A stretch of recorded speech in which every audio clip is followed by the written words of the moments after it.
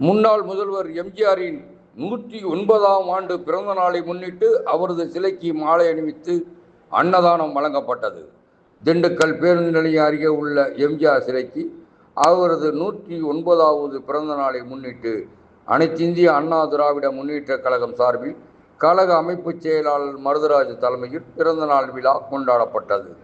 புரட்சி தலைவர் மக்கள் திலகம் என போற்றப்படும் தமிழ்நாடு முன்னாள் முதலமைச்சர் எம்.ஜி. ராமச்சந்திரன் திருவுருவ சிலைக்கு மாலை அணிவித்து மரியாதை செய்தனர். அதனைத் தொடர்ந்து பொதுமக்கள் 200க்கும் மேற்பட்டோருக்கு இனிப்பு பொங்கல், குஸ்கா என அன்னதானம் வழங்கப்பட்டது.